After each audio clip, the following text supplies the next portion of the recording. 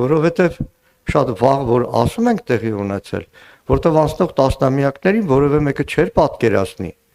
որ Մայրաթոր Սուրբ Էջմիածնի տարածքը կասպատակեն հարյուրավոր ԱԱԾ-ականներ, որևէ մեկի մտքով չէր անցնի, որ քահանայի ժողովը, որի նախագահողը Միքայել arczepiskopos Աճապահյանն էր, վաղուց հայտարարված, որ տեղի է ունենալու Մայրաթորում,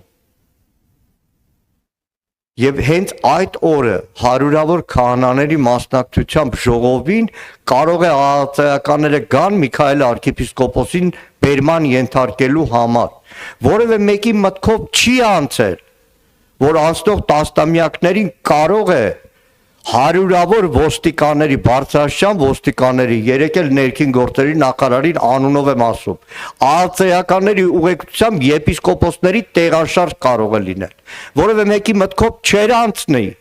որ կարող է ինչ-որ դատավոր մի օրվա մեջ Նիկոլ Փաշինյանի հրահանգով, սահմանադրություն խախտելով, օրենք խախտելով, բարոյական բոլոր նորմերը խախտելով որոշում կայացնի, վարչական որոշում կայացնի ամենայն հայոց կաթողիկոսի տնօրինման դեմ։ Եվ բնականաբար հոգևոր գերագույն խորհրդի այդ նիստը ցանկացած մակարդակով եպիսկոպոսատ ժողով, ազգային հոգևոր ժողով կարող է տեղի ունենալ այլ վայրում։ Իդեպ մի բան նորից քաղաքացիական պայմանագրի բրիֆինգին իպացխան։ Վեհարանը այնտեղ է, որտեղ վեհապարն է։ Վեհարանն այնտեղ է, որտեղ վեհապարն է։ Աստված մի արասե, սրանց խելագարության աստիճանը այնպիսին է, որ չես կարող բացառել։ Վեհապարը վաղը հայտնվի ԱԱԾ մեկուսարանում, դա է վեհարանը։ Ինչ վերաբերում է Եզրափ Սրբազանին, սիրելի գործընկերներ, ես առիթ ունեցել եմ շատ հանգամանալից, թղթով, գրիչով, փաստաթղթերով ներկայացնել, որ այսօր փալած են սարքել ազգային անվտանգության ծառայությունը, կեղծիք են թույլ տվել ամենախայտառակ ձևի,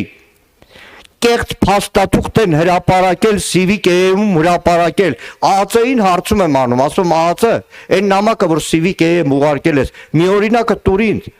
ասում եմ չեմ կարա, դիմեք Civic-ին, ասում եմ ԱԱԾ, դու որ ասում ես գաղտնազերծվել են գործակալներ,